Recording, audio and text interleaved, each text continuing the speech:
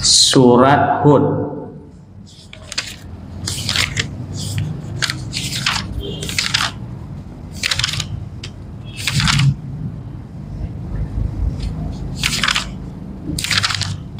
Mana dia?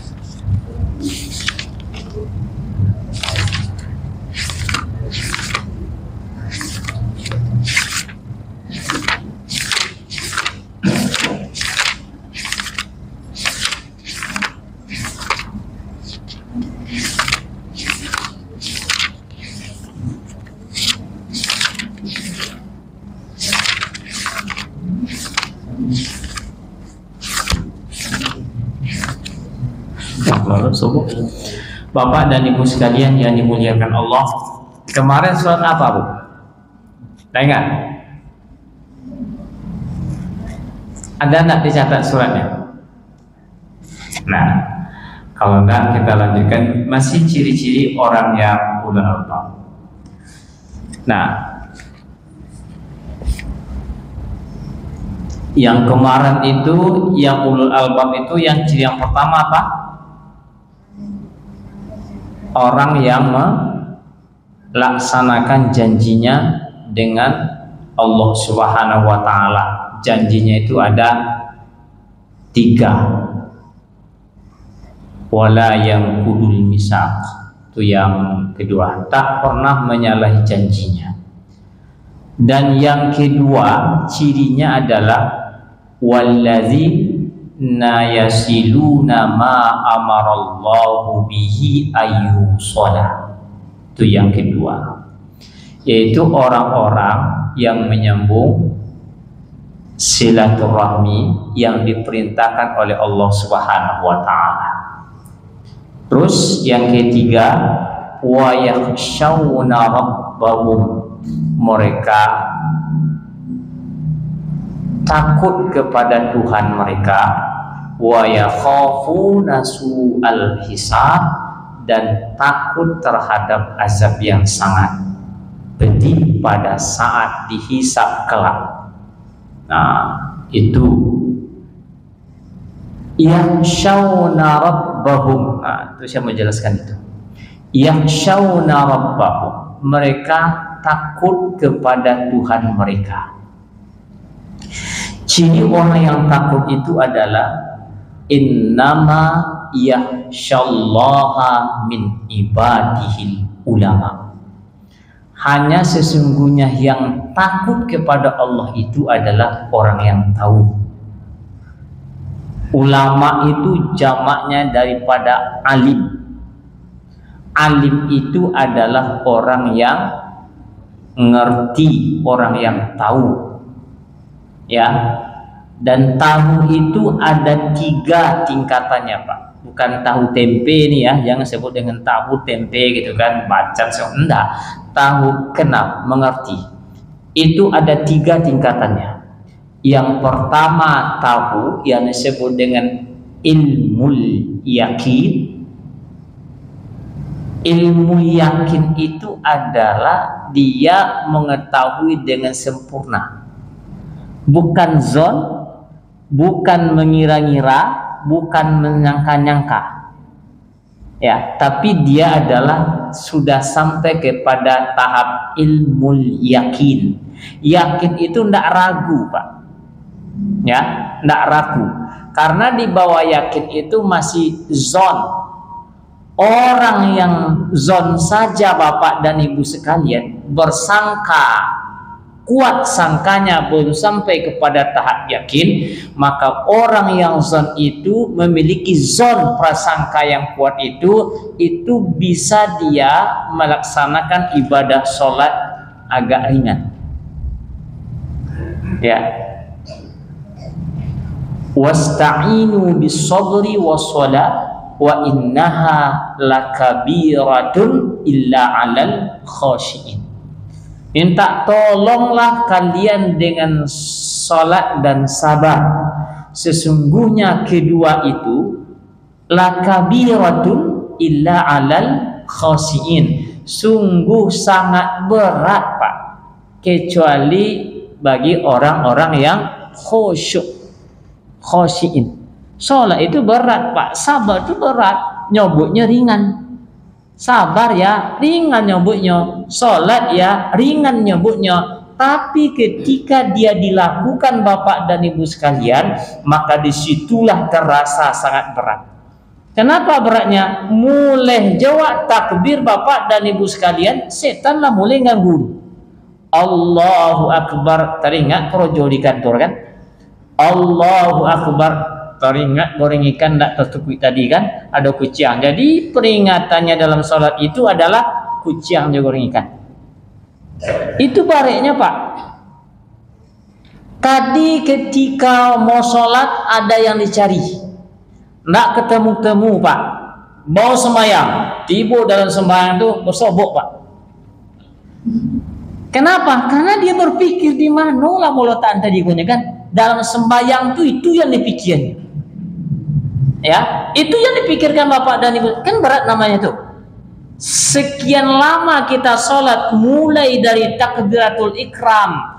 Kalau sholat zuhur 4 rakaat, bolak-balik awak yang menyebut mengagungkan nama Allah Subhanahu wa taala, dan banyak yang teragungkan itu adalah urusan materi dunia. Kenapa bisa semacam itu? Karena awak tak menghadirkan hati sejalan dengan apa yang kita ucapkan. Ara'aital ladzi yukazzibu biddin. Topik dia dalam hati wa, Pak. Ambo masuk orang mendustakan agama apa enggak? Kan itu yang dimaksudnya itu, Pak. Tahukah engkau orang yang mendustakan agama? Letu bayang dah orang mendustakan agama itu. Itu diingatkan oleh imam, awak dengar dengan telinga kita. Ara'aital ladzi yukazzibu biddin. Apakah kau menengok? Apakah kau tahu orang yang mendustakan agama? Allazi, sambungnya apa? Apa Pak sambungnya, Pak? Allazina hum, apa copek nasanya?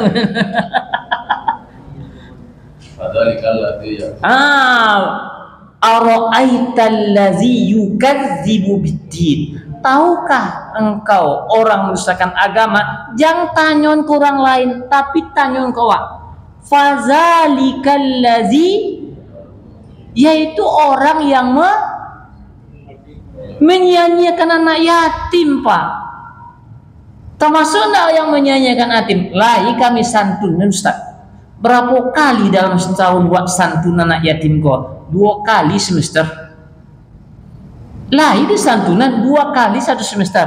Tapi nan perlu oleh anak yatim kan bukan santunan, Pak, tapi adalah siapa yang mengusap kepala anak yatim dengan penuh kasih sayang, maka dia akan bersama Rasulullah dalam surga. Itu yang dibutuhkan, kasih sayang, Pak. Kenapa? Anak yatim ikut inyo ndak dapat kasih sayang dari bapaknya.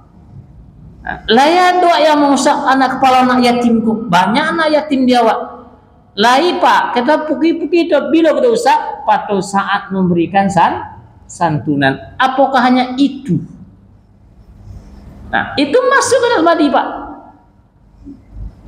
Kalau apoleh tidak pernah mengusap anak yatim ini, ya, menyayanginya, memberikan kasih sayang, perhatian yang lebih kepada mereka, maka boleh jadi Bapak dan Ibu sekalian, baca ayat ini masuk ke dalam hati. Itulah yang menyebabkan orang menangis, Bapak dan Ibu sekalian. Kok masuk awak ke dalam golongan orang yang mendustakan agama?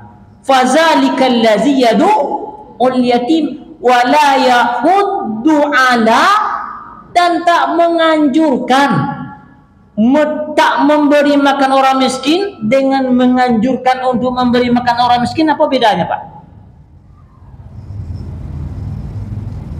Apa bedanya? Tak menganjurkan memberi makan orang miskin dan memberi makan orang miskin, apa bedanya?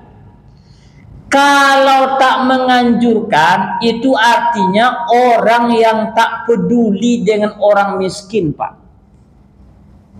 Orang yang peduli dengan orang miskin, dia bisa, ini ada orang miskin, siapa saudara kita yang bisa memberikan, ada kelebihan rezeki, berilah makan, itu gunanya. Ini ada orang miskinnya yang butuh bantuan, awak tinggal menyampaikan kepada orang, ini Pak, ada yang bisa diberikan bantuan ke siko. Pada suatu hari nanti Pak, awak tidak bisa mencari orang yang akan diberikan sedekah. Ada waktunya, ada saatnya itu nanti. Maka sebelum itu terjadi, maka wala yahuddu ala ta'amil miskin. Ada tidak peduli dengan orang miskin ke bapak dan ibu sekalian. Tidak mau peduli. Kalau tidak mau peduli dengan orang miskin kok, berarti awak termasuk orang yang mendustakan agama. Itu yang dipukulkan ke kita, Pak, bukan ke orang lain. Pukulkan ke kita.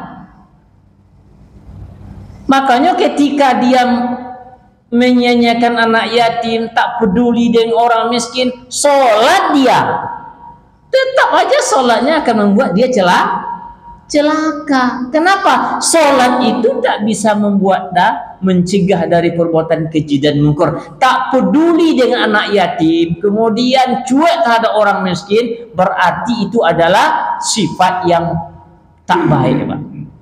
Itu dipukulkan ke kita, bukan dipukulkan ke orang lain. Maka disitulah letaknya ketika orang sholat itu, agar dia menjadi khusyuk ketika berhadapan dengan Allah Subhanahu wa Ta'ala, yakin dia dengan ayat itu, maka dia itulah yang menyebabkan timbul air matanya keluar Bapak dan Ibu sekalian. Maka dia tidak butuh lagi maka dia tidak butuh cepat-cepat sholatnya, tapi dia bertenang-tenang dalam ibadah itu manfaat. Nah, orang yang bisa seperti itu adalah orang yang zon saja sudah bisa, Pak. Jangankan sampai kepada tahap ilmu yakin, zonna saja. Apa yang disebut zon tadi? In wasta'inu bis sabri wassalah wa innaha lakabiratun illa 'alal khashiyin. Siapa yang khusyuk itu? Allazina yazunnuna annahum mulaqu rabbihim wa annahum ilaihi rajiun. Dia baru sampai tahap zon, dia mengira, dia perkiraannya kuat akan bertemu dengan Allah Subhanahu wa Ta'ala. Allazina yazunnuna annahum, mereka adalah orang-orang yang berpersangka kuat bertemu dengan Tuhannya, wa annahum ilaihi rajiun, dan mereka semuanya akan kembali kepada Allah. Itu zon saja membuat orang sudah bisa menangis, Pak, dalam ibadah sholatnya, apalagi sudah sampai kepada tahap ilmu. Makanya saya bilang tadi, ulama itu adalah jamak daripada alim. Alim itu artinya yang tahu, bukan di bawah, di atas zon, Pak, sudah di atas zon dia. Ilmu alim, alim itu tingkat yang pertama adalah ilmu yakin, dan dia sudah yakin, Pak. Kalau sudah yakin tuh masih tidak akan merubah, Pak. Apalagi sampai pada tahap yang kedua, namanya ainul yakin, sudah dia lihat, Pak. Ain itu mata, kalau ilmu baru sekedar teori. Tapi kalau ain sudah ditengok dengan mata kepala dia sendiri, sudah dia buktikan, Pak. Itu dengan ain namanya. Ain itu mata. Ainul yakin artinya dengan mata itu membuat bertambah yakin dia. Kemudian yang terakhir itu adalah hakul yakin. Kalau sudah hakul yakin, Bapak dan Ibu sekalian, maka yang tidak terbuat oleh dia, terbuat oleh kita, dibagi dia bisa terbuat. Orang sudah mengatakan, saya hakul yakin api ini tidak akan membakar, kata orang. Ya, tapi dia yakin Pak dalam bakar, diinjaknya bar api itu tidak akan terbakar sama dia. Awak kan tanggung-tanggung Pak, tidak akan terbakar dia tuh. Itu namanya hakul yakin. Ilmu yang sudah itu, kalau boleh kita contohkan gini Pak, lebih gampangnya. Kalau sekedar teori, kita mengatakan bahwa Ka'bah itu di Mekah. Ya, itu ilmu tuh Pak. Ya, kita menghadap ke arah kiblat itu ketika sholat. Bagi orang yang belum pernah pergi ke Mekah, maka dia hanya sedar tahu bahwa menghadap itu adalah ke arah kiblat, ke Ka'bah. Itu namanya ilmu. Nah, yang kedua, ada orang yang sudah pergi ke Mekah, kemudian nampaklah dia Ka'bah itu semacam apa, nampak jolihnya Pak. Itu namanya ainul yakin. Kemudian yang ketiga, dan dia bukan hanya nampak tawaf di atas tempat yang tinggi itu, tapi dia pergi langsung ke Ka'bah itu, dia rosok Pak, dia pegang lah gitu kan. Maka ketika dia pegang, maka dia sudah sampai kepada tahap hakul yakin, dan ini tidak bisa dibantah oleh Pak. Bagaimanapun kita mengatakan, oh Ka'bah itu dengan kain warnanya hijau, kece orang situ hitam katanya. Kenapa? Karena sampai di situ dia pegang, maka namanya sampai kepada tahap hakul yakin. Nah, itulah ilmu.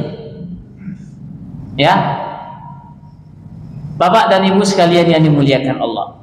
Jadi ketika orang yang berilmu itu adalah orang yang menghantarkan dia untuk takut kepada Allah Subhanahu wa Ta'ala. Dan takut kepada Allah bukan berarti dia harus lari seperti takut kita kepada binatang Pak.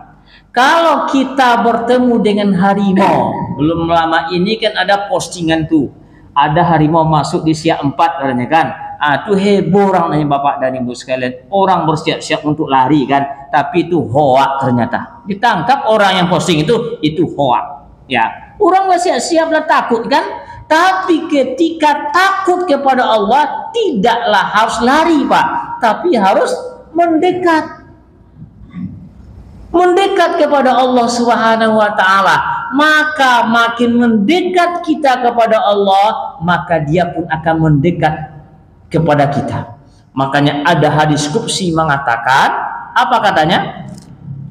Kalau engkau mendekat kepadaku 1 jengkal, maka saya akan mendekat kepadamu 1 hesta. Jikalau engkau mendekat kepadaku 1 hesta, maka aku akan mendekat kepadamu 1 depa. Ketika engkau mendekat kepadaku 1 depa, maka lebih dekat lagi aku kepadamu. Ketika engkau datang kepadaku dalam keadaan berjalan, maka saya akan datang kepadamu dalam keadaan berlari. Begitu harapan yang disampaikan oleh Allah dalam hadis qudsi yang disampaikan oleh Rasulullah SAW. Tergantung juga awak oleh Bapak dan Ibu sekalian. Itulah yang diinginkan oleh Allah, awak mendekat kepadanya. Kanlah dicuba oleh Nabi Adam Bapak dan Ibu sekalian. Nabi Adam itu kan ceritanya kan bisa dicerita dalam Al-Quran. Dalam Al-Quran cerita gini Bapak dan Ibu sekalian. Nabi Adam itu ingin tetap bertahan di surga, tidak mau keluar sebenarnya Pak. Walaupun di dalam ayat surah Al-Baqarah itu disebutkan, wa isqala rabbuka lil malaikati inni ja'ilun fil ardi khalifah. Nabi Adam itu diciptakan untuk menjadi khalifah di bumi, tapi ditempatkan di surga. Inyo tidak mau keluar. Tidak mau keluar Bapak dan Ibu sekalian. Keinginan dia untuk tidak mau keluar itu dimanfaatkan oleh iblis. Ya, kenapa Tuhan melarang engkau memakan buah kuldi ini? Kata iblis kepada Adam, karena iblis tahu itu larangan dari Allah Subhanahu wa Ta'ala. Maka dia katakan, kenapa engkau tahu enggak engkau? Kenapa Allah melarang engkau memakan buah kuldi? Enggak tahu, bodoh si Adam kan? Itu tujuannya agar engkau tak kekal di surga. Tapi coba kamu makan, kamu akan jadi kekal. Namanya ada syajaratul khuldi la yabla. Syajaratul khuldi yang tidak akan pernah rusak. Itu kan? Nah, dimakan. Sebenarnya iblis itu bersumpah-sumpah, Pak. Wa qasamahuma inni lakuma laminan nasihin. Katanya dalam surah Al-A'raf. Iblis itu bersumpah, saya ini adalah memberi nasihat kepadamu, hai Adam. Memberi nasihat. Apa yang terjadi? Falamma zaqa asy-syajarata badat lahumā sawātuhumā wa tafiqā yansifāni 'alaihimā min waraqil jannah. Ketika Adam termakan nasihat rayuan iblis itu, maka dia memakan buah kuldi itu, terbuka kain sadohalannya, Pak. Terbuka. Bertelanjang bule, kawan. Tidak ada sehelai benang pun lagi melekat dalam tubuhnya. Kemudian apa yang terjadi? Kemudian ditutuplah dengan daun-daun sorga itu, Pak. Bersembunyilah Adam itu. Lari dia, sembunyi dia. Mungkin tujuannya lari itu adalah agar Tuhan tidak tahu. Dia lari, sembunyi. Malunya, Pak. Ditutupnya lah yang ala-ala vitalnya dengan miwarakil jannah, dengan daun-daun surga. Kemudian apa yang dikatakan oleh Allah? Sembunyi-sembunyi dia, sembunyi-sembunyi. Kemana sembunyi, Pak? Dari Tuhan. Sembunyi Adam tuh. Kemudian Allah katakan, alam anhakuma antil kumas syajarah. Bukankah dulu saya sudah pernah melarang engkau daripada mendekati pohon ini? Dulu saya sudah larang engkau mendekati pohon itu. Kenapa kau makan juga? Nah, yang mau saya sampaikan Bapak dan Ibu sekalian, ini adalah fitrah kayaknya manusia, Bapak dan Ibu sekalian. Ketika berbuat salah, dia sembunyi untuk tidak dilihat kesalahannya, Pak. Harusnya dia kepada Allah Subhanahu wa Ta'ala tidak semacam itu. Ketika dia berbuat salah, segera mendekat kepada Allah dengan cara apa? Dengan cara beristighfar. Istighfar, Pak. Awak ini tidak bisa lepas daripada salah dan keliru. Kullu bani Adam khata'un wa khairul khata'in at-ta'ibun. Setiap anak manusia adalah orang yang berbuat salah, dan sebaik-baik orang yang berbuat salah itu adalah orang-orang yang segera bertobat kepada Allah Subhanahu wa Ta'ala. Nah, ketika takut kepada Allah, jangan lari. Tapi takut kepada Allah, mendekatlah kepadanya dengan memperbanyak taubat kepada Allah Subhanahu wa Ta'ala. Nah, itu wa yakhshawna rabbahum, takut kepada Allah.